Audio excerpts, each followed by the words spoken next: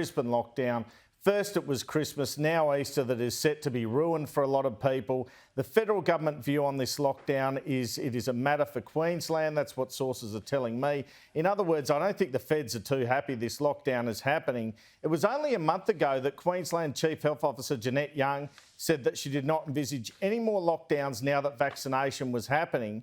She said on February 20, here it is, I don't think we will need to use lockdowns. You can never say never. You keep all of these things as part of your armoury, toolkit. I doubt we'll need to use lockdowns going forward. Then today, Annastacia Palaszczuk said she couldn't sleep because of 7 cases in a cluster, and we have another lockdown. I didn't sleep last night, so I think I am very worried. I'm very concerned, but this is, we've done it before, we've got through this together, and I'm sure that if everyone does the right thing, we will be able to get through it.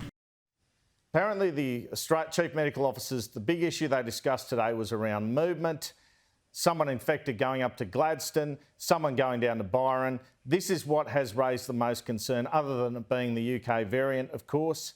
So given yet another lockdown over a few cases, the question arises, how are we ever going to get back to normal here? How are we going to get back to normal with international travel? Even with the vaccine, it seems, starting out. I put this to Jane Holton, the co-chair of COVAX.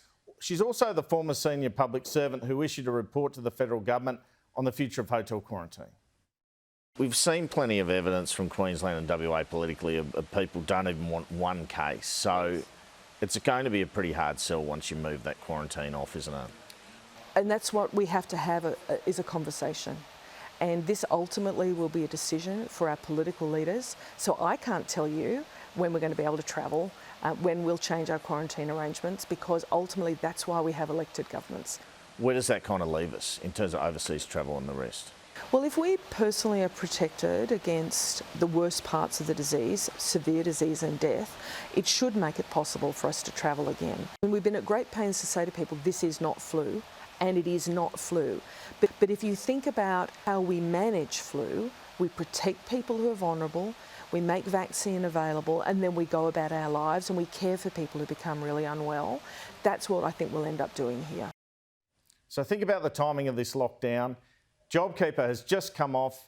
It's 3 days before we can all jump online and get half-price airfares under the government subsidy scheme, seemingly reinforcing the fact that the tickets aren't worth much if borders are going to shut again or lockdowns are going to happen. In short, this has the potential to be a bit of a disaster for the feds, not because of this particular lockdown, but what it signifies, future lockdowns after just a few cases. Well, Kieran will have the Australian Hotels Association President Stephen Ferguson on shortly, but what he said in a statement is this: what we are seeing in Queensland today is yet more evidence struggling hospitality businesses need targeted temporary assistance.